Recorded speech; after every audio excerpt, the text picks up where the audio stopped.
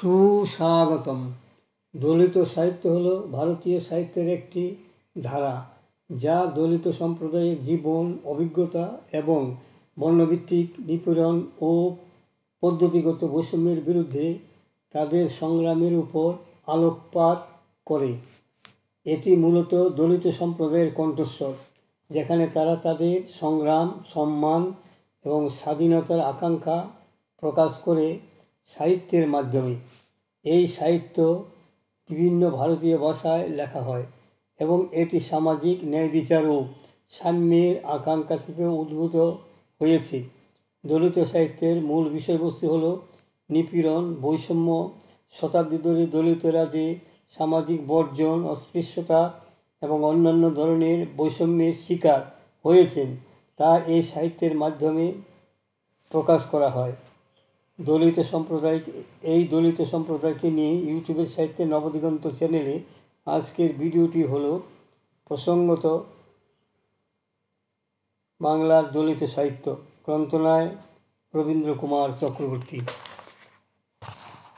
দলিত সাহিত্য আসলে দলিত মুক্তি আন্দোলনের সাহিত্য। সংক্ষেপে দলিত সাহিত্য প্রগতি সাহিত্যের সে সহোদর। প্রগতি সাহিত্য সমাজতন্ত্র, সাম্যবাদমুখী গণতন্ত্র প্রতিষ্ঠা তার অন্যতম শর্ত। মানুষের পরে মানুষের শোষণের মুক্তি চান তারা। শিল্প কেবল আনন্দেরই উপকরণ নয়, জীবনযুদ্ধের শোষণ মুক্তির হাতিয়ারও। বিশ্ববিখ্যাত শিল্পী পিকাসোর কথায়, ছবি আঁকা শুধু ঘর সাজানোর জন্য নয়, ছবি হচ্ছে হাতিয়ার, লড়াইয়ের অস্ত্র, যা দিয়ে আত্মরক্ষা করি আমরা। দলিত সাহিত্য উদ্দেশ্যমূলক, কেবল আনন্দমূলক নয়, সে বিদ্রোহমূলক। অজস্র প্রাতিষ্ঠানিক হাঁ-বাচক শব্দে মাথা দোলানোর বিরুদ্ধে সে না-মূলক। স্বীকার ছেড়ে অস্বীকারের তার বলিষ্ঠতা, তাৎপর্য। তার কথা কেউ বলুক আর সে তাও চায় না। সে চায় অস্পষ্ট শব্দে, ছেঁড়া পাতায় জোরসে আছাড় দিয়ে অক্ষর রক্তাক্ত করার কথা। বলতে চায় নিজের কথা, আত্ম অনুভব, আত্ম অভিজ্ঞতা। যে যন্ত্রণা অভিজ্ঞতা সহস্র স্বর্ণভাণ্ডার তার। প্রজন্মের পর প্রজন্ম রক্তাক্ত, অত্যাচারিত, লাঞ্ছিত হতে হতে সে সঞ্চয়ে তার হয়েছে ক্লেদাক্ত। কয়েক বছর ধরে আমাদের দেশে শিল্প সৃষ্টির মাধ্যমে বাস্তবতার তত্ত্বে যাদের বিশ্বাস, তাদের মতে জীবন সত্যের অভিজ্ঞতা সমৃদ্ধ অনুভবে চিহ্নিত হয়ে শিল্পীর হাতের জাদুতে যথার্থ শিল্প হয়ে উঠল। তাই যথার্থ গণসাহিত্য, যার দৃষ্টান্ত গোর্কি থেকে মানিক বন্দ্যোপাধ্যায়। তাদের মতে শ্রমিক জীবনে যথার্থ অভিজ্ঞতা অর্জনের তাগিদে শিল্পীকে গিয়ে থাকতে হবে কলে কারখানায়, তাদের একজন হতে হবে। সেই কথাই রবীন্দ্রনাথ বলেছেন ঐক্যতান কবিতায়, কৃষাণের জীবনের শরিক যে জন, কর্মে সে কথায় সত্য আত্মীয়তা করেছে অর্জন। যে আছে মাটির কাছাকাছি, সে কবির বাণী লাগি কান পেতে আছি। একথাই তো প্রগতি সাহিত্যের তথা গণসাহিত্যের তত্ত্বমর্মবাণী। কিন্তু আমাদের দেশের গণসাহিত্যের অভিজ্ঞতা ভিন্নতর হয়ে গেল। মধ্যবিত্ত দুর্বলতার ফাঁক দিয়ে দলিত মানুষেরা চুয়ে পড়ে গেল তাদের দলিত সাহিত্য। এমনকি 1938 সালের যে প্রগতি ভূমিকায় নরেশচন্দ্র সেনগুপ্ত যে লিখেছিলেন, ভারত সভ্যতা সংস্কৃতি যা কিছু শ্রেষ্ঠ, আমরা তার উত্তরাধিকারী দাবি করি।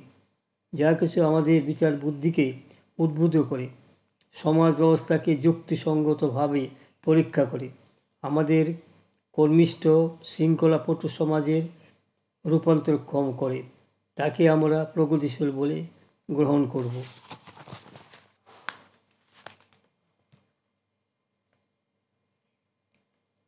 বাংলা সাহিত্যে দলিত সাহিত্যের উপাদানগুলি যে দলিত মুক্তি আন্দোলনেরই সাহিত্যই হলো দলিত সাহিত্য। সে মানব মুক্তির কথা বলে।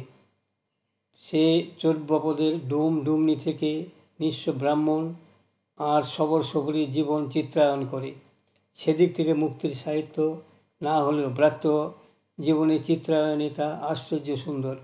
এমনভাবে ডাকা খনার বচনে সাধারণ গৃহস্থলী আর নানা সহজ শিক্ষার ভরপুর সেই সাহিত্য সাধনা আছে প্রবাদ বচনে। এমনই সাধারণ মানুষের জীবনের সূক্ষ্ম অভিজ্ঞতার দার্শনিক সিদ্ধান্তের মধুর উপস্থিতি, যা তৎকালীন সমাজের বাস্তব চিত্র সমৃদ্ধ। বৈষ্ণব কবিতা, আধ্যাত্মিক ধর্ম, পরমার্থ বাদ দিলে তার মনে রাখাল আর বালকের জীবনের বাৎসল্য, মধুর সহ নানা রসের জীবনচিত্রই বিম্বিত।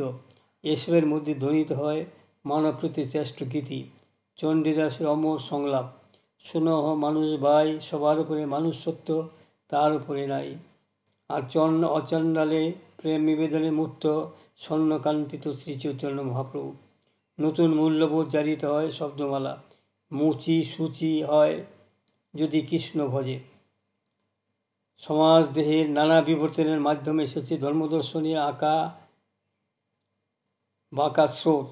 সহজিয়া বাউল সন্ন্যাসীদের জীবন দর্শনের সহজ অভিব্যক্তি নানা রূপকে সংকেতে প্রকাশিত করেছে তার সাহিত্য, কথায় এবং কাজে ও সাজে। আর আছে শ্রমে ঘামে সংগ্রামী জারিত এই লোক সাহিত্যের অজস্র ভাণ্ডার, যেখানে নায়ক নায়িকার সকলে প্রায় গ্রামীণ সাধারণ মানুষ। মানব অভিজ্ঞতা, নদী নালা, প্রকৃতি, স্বপ্ন ও সংগ্রামী। ইতিহাসে ভূগোলে পতিত হয় বিষয় সম্পদ, অভিব্যক্তির রেখাচিত্র, সুরের দোতনা বেদনা, আহ্বান।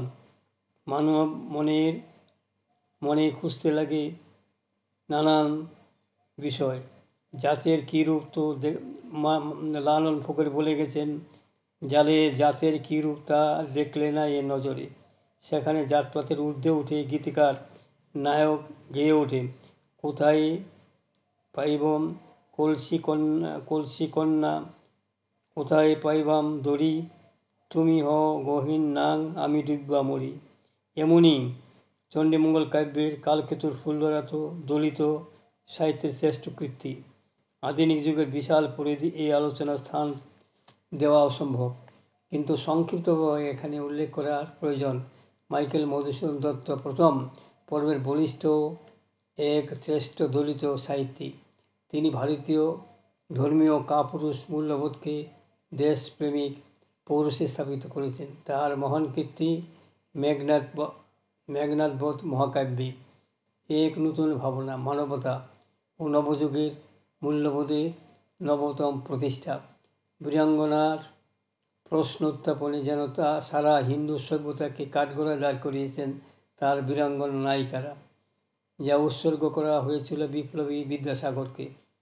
এই যাত্রা বঙ্কিমচন্দ্রের হাসিম শেখ, রামধন পোদ, রামাকারবৈত্য, পদ্মরে, রবীন্দ্রনাথ এসে কাব্যে, প্রবন্ধে, উপন্যাসে যেন শতদল প্রস্ফুটিত করেছে। চিঠিপত্রে, কালান্তরে, পাতায় পাতায়। দুর্ভাগ্য, দেশ ঐক্যদান থেকে ভারততীর্থ সর্বত্রই সে ব্রাহ্মণকে এসো মুচি করে মন বলে আহ্বান করেছে। আর গোরা উপন্যাসে এক মুক্ত ও পূর্ণ ভারত যেন পূর্ণভাবে ভেসে ওঠে গোরার চোখে, যেখানে দেবতা নেই, কোনো ধর্মের, আছে মানবতা। তাই 2 বিঘা জমি উপেন আজও যেন রথের রশি ধরে টানতে চায় দূর থেকে দাঁড়িয়ে। সমস্যা পূরণ, অনধিকার প্রবেশ, পণরক্ষা করে বাইরে, রৌদ্র উজ্জ্বল দিনে চতুরঙ্গ সেই চিত্রায়ন। সাম্প্রদায়িক সম্পত্তি হলো মুসলমানি গল্প এক ভিন্নতর দৃঢ়তায়। এই সময় বিবেকানন্দ বজ্রকণ্ঠে ধ্বনিত হলো, শূদ্র আমার ভাই। তিনি ভারত পথিক অজস্র, তার অভিজ্ঞতা, সহজ গদ্যে তার গম্ভীর উচ্চারণ। শরৎচন্দ্রের অভাগী স্বর্গ আর মহেশ পণ্ডিত মশাই, পল্লী সমাজ, এমনকি গৃহদাহ ও চরিত্রহীন নতুন এক মানবিক পরিচয়। এর পরবর্তী পর্যায়ে প্রেমেন্দ্র, অচিন্ত, জগদীশ, প্রবোধ কুমার, মনীষ ঘটকের কলমে ফুটে উঠে শহরতলে আর এক বস্তি জীবনের নিরন্নের হাহাকার। কয়লাকুটিতে শৈলজানন্দের ঐতিহাসিক সৃষ্টি, তারাশঙ্কর, গণদেবতা, হাসিলেবাগের উপকথা থেকে মানিক বন্দ্যোপাধ্যায়ের পদ্মা নদীর মাঝি, সতীনাথের ডোরাই চরিত মানস, সমরেশ বসুর গঙ্গা, প্রফুল্ল রায়ের পূর্ব পার্বতী, মহাশ্বেতা দেবীর অরণ্যের অধিকার, চণ্ডীমুণ্ডার দলিত গণজীবনী আশ্চর্য চিত্রায়ন। দলিত জীবনীর চিত্রায়ন, বেদনা ও প্রতিবাদ, দার্শনিক উত্তরণ ও স্বপ্নময় সমর্পণ সবই দলিত সাহিত্যের সার্থক। এত চিত্রায়নে রঙের খেলা নয়, এসব যার জীবনের অস্তিত্বের অংশ, প্রজন্মের জাগরণের রণমুক্তি, তার পথের সঙ্গীত। বাংলা দলিত জীবনী এক উজ্জ্বল নায়ক যোগেন্দ্রনাথ মণ্ডল একালের